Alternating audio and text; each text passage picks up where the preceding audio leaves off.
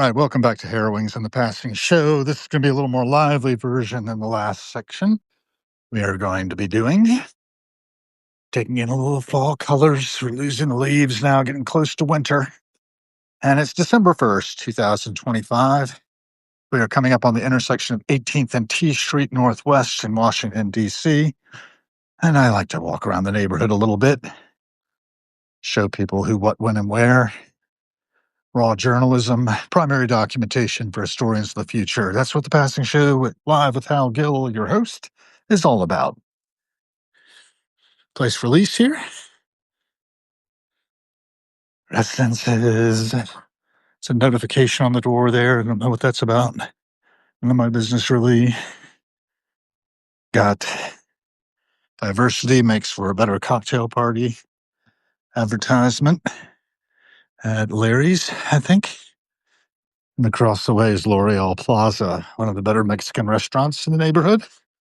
Usually well attended in the evenings. 18th Street's the bottom of Adams Morgan, which stretches up and over the hill up there.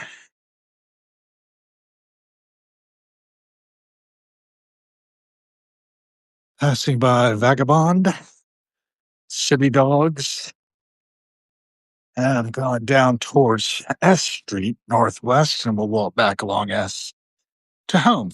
I've got a little time before housekeeping comes in. I'm going to be talking a little later today, one-on-one with Jessica Ann. If you're a Substacker, you might want to check her out, Jessica Ann and her website. There are a couple of them, actually, so I don't know how to distinguish them. But anyhow, you get the point. Pretty dog. Ginkgo trees along here.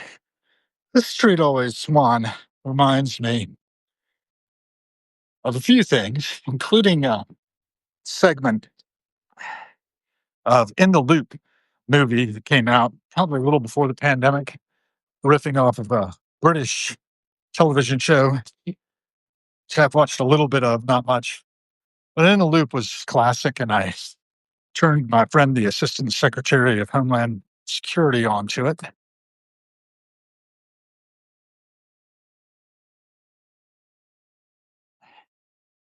He said that's exactly how it is. With the depiction of government functioning at the State Department and number 10 Downing Street was like in the run up to the Iraq War.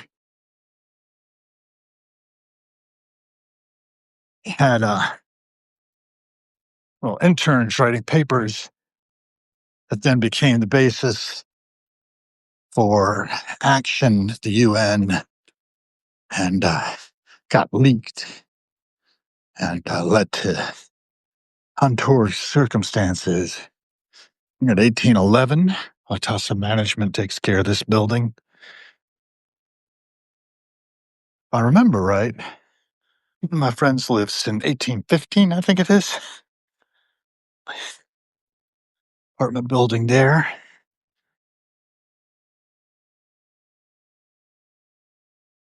It's a tough life, you know?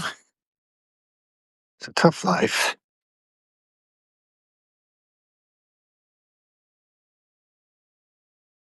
$18.23.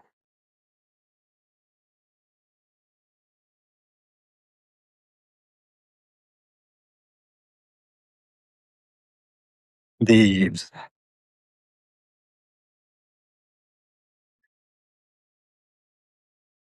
I'm thinking about a lot of things. I'm not talking about them, but good to see that I have Susan Smith here. Z. Ishmael Hodges, good morning.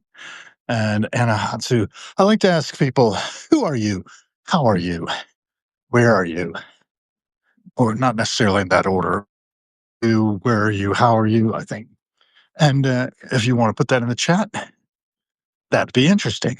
Might be interesting for the other people who are along for the ride on the Passing Show. My internet connection is unstable, it says, so forgive me that if it's a little choppy. Remember that every step you take makes an impact on the world and the people in it. And you may not know it, but it does. So you watch the different people moving about. Everybody's got their own biography, as deep and rich as your own web of connections. Means we're all very closely related, if not geographically, as I am with the folks you see in the lens here, then genetically. I was doing a little analysis on that recently, but because I'm thinking in terms of 700 years and 1325, the direct ancestors of me, you, and just about everybody else would number somewhere around, living ancestors will be spread across a few generations alive at the same time, somewhere around, maybe 5 to 10 million. And we can't really know for sure. Ancestry.com being what it is, we're probably getting a better picture of that as time goes on. But my point being, when you look at all the descendants of all of our direct ancestors who reproduced and had children, many times many children, then you start to get a picture of how many cousins you've got alive today, people genetically related to you through one or more of your direct ancestors from 700 years ago. That's 700 years. It's not that long. And you come up with a number that's pretty close to everybody. So think about that as you're moving through life, doing what you do, that we are all one species and genetic diversity of our species is relatively limited. But we are diverse in our thinking. We are of many minds. I was watching a documentary on Kissinger last night, a two-parter. Found it on YouTube, enjoyed it. Did not enjoy Kissinger himself, though.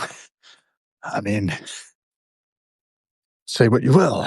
He wielded a lot of power in this world, and we are dealing with the scars of that even now. It's unconscionable what our country did, even though the people rose up to demand the war be brought to an end. It wasn't. The withdrawal was chaotic, and a lot of people suffered. This is true of the wars we've been in generally since that time. And right now we have a situation in which our Secretary of Defense has decided to order special forces to kill survivors in the border. And we have the evidence of that. And action needs to be taken. We should not be committing war crimes and murdering, though that happened a lot in Afghanistan and Iraq and has not won the hearts and minds of the people. In fact, it's done quite the opposite. Now, I don't usually get too political in this thing, but I want you all to think about how every action we, the people, take repercussions on every other thing. And those ripple effects go out. We're all responsible for the worlds we are co-creating. You can see me in perspective and a number of these silvery balls here.